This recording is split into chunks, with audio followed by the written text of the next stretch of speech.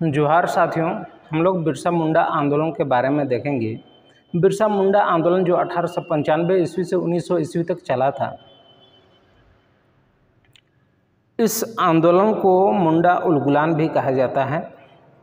उलगुलान का तात्पर्य है विद्रोह या महान हलचल।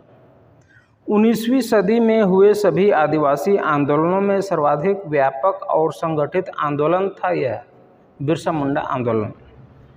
इस आंदोलन का प्रारंभ 1895 में बिरसा मुंडा के नेतृत्व में हुआ था। 1895 में बिरसा मुंडा के नेतृत्व में यह आंदोलन हुआ था। इस विद्रोह का प्रारंभिक स्वरूप सुधारवादी था, लेकिन बाद में यह राजनीतिक, धार्मिक और आर्थिक उद्देश्यों से प्रेरित हो गया। इस आंदोलन का प्रमुख कारण खुटकट्टी व्यवस्था की समाप्ति से उत्पन्न बेरोजगारी की समस्या थी। मिशनरियों के द्वारा भूमि सुधार संबंधी झूठे आश्वासन से था और मुंडाओं की समस्या के प्रति अदालतों की उदासीनता से था। 1895 ईस्वी में बिरसा मुंडा ने सिंगबोंगा धर्म का प्रतिपादन करते हुए लोगों को धार्मिक स्तर पर संगठित करने का प्रयास किया और विभिन्न बोंगाओं के स्थान पर सिंगबोंगा की आराधना पर जोर दिया। बिरसा मुंडा ने स्वयं को सिंगबोंगा का दूत घोषित किया और इस बात का प्रचार किया कि सिंगबोंगा के द्वारा उन्हें किसी भी रोग को ठीक करने की चमत्कारिक शक्ति प्राप्त है।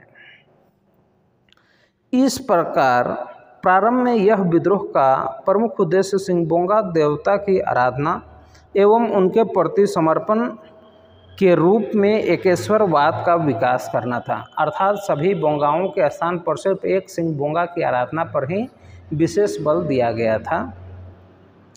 बिरसा आंदोलन का मुख्यालय खूंटी था और इस विद्रोह के समय रांची के उपायुक्त स्ट्रेटफील्ड थे और इस आंदोलन में गया मुंडा जो सेनापति बने थे, दोंका मुंडा राजनीतिक शाखा का प्रमुख बने थे, सोमा मुंडा धार्मिक और सामाजिक शाखा के प्रमुख बने थे और विभिन्न सहयोगियों के साथ में यह आंदोलन को विस्तार रूप दिया गया था।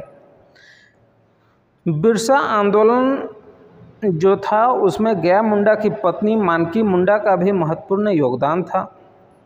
मुंडा आंदोलन के समय कटोंग बाबा कटोंग नाम का एक गीत गाया गया था और इस आंदोलन के दौरान अबुआ राज एटे जाना और महारानी राज टुंडू का ऐलान भी किया गया था।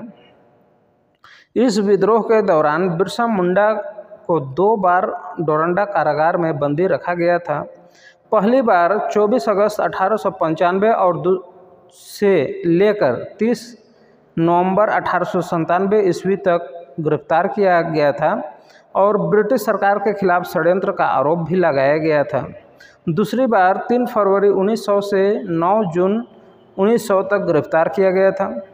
पहली बार गिरफ्तार किए जाने के बाद 30 नवंबर 1897 को महारानी विक्टोरिया की हीरक जयंती के अवसर पर बिरसा मुंडा को रिहा कर दिया गया था।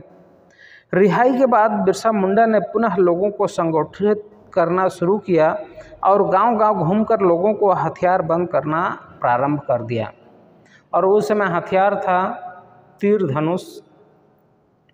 24 दिसंबर 1899 को बिरसा मुंडा ने डुमरू मुरू अर्थात डुमरू पहाड़ में आयोजित एक सभा में अंग्रेजों के विरुद्ध विद्रोह करने का ऐलान किया और 25 दिसंबर 1899 को वास्तविक रूप में विद्रोह का प्रारंभ हो गया।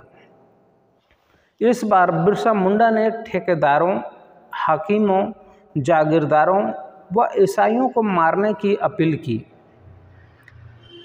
बिरसा मुंडा ने घोषणा की कि दिकुओं से अब हमारी लड़ाई होगी, उनके खून से जमीन को लाल करना होगा और लाल झंडा फहराना होगा। इसके बाद उनके अनुयायियों ने आक्रामकता दिखाते हुए गिरजाघरों पर आग लगाना प्रारंभ किया। देश के विभिन्न समाचार पत्रों ने बिरसा मुंडा के आंदोलन का समर्थन किया और इसके संबंध में समाचारों में प्रकाशन किया। इसमें सुरेंद्र नाथ बनर्जी ने बंगाली नामक समाचार पत्र का इसमें प्रमुख योगदान था।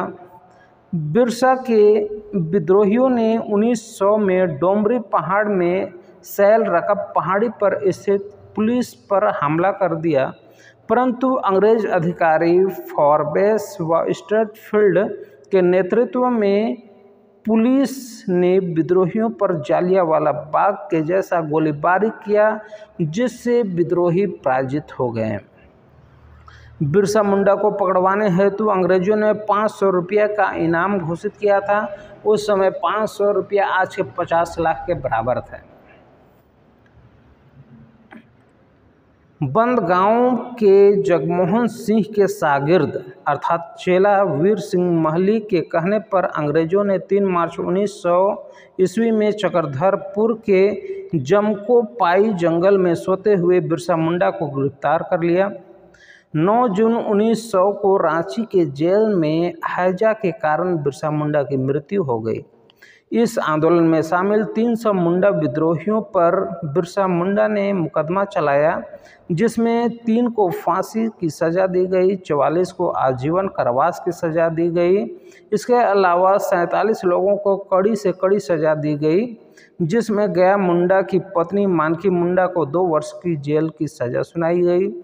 इस आंदोलन के परिणाम स्वरूप 1902 में गुमला को एवं 1903 में खूंटी को अलग अनुमंडल बनाया गया व नए न्यायालय की स्थापना किया गया। इसके अतिरिक्त रांची जिला का सर्वेक्षण कराया गया और बेगारी पर प्रतिबंध लगाने की व्यवस्था की गई। इस विद्रोह के परिणाम स्वरूप 11 नवंबर 1908 को छोटा नागपुर काश्तकारी अधिनियम अर्थात CNT एक्ट पारित किया गया और इस कानून के तहत सामूहिक काश्तकारी व्यवस्था खुटकटी को पुनः लागू किया गया तथा बंधुआ मजदूरी के प्रतिबंध के साथ साथ लगान के दरों में कटौती की गई। बिरसा मुंडा के आंदोलन अपने मूल उद्देश्य मुंडा राज की स्थापना को पाने में तो असफल रहा, परंतु उसने पृथक झारखंड के निर्माण की एक आधारशिला रख दी। धन्यवाद।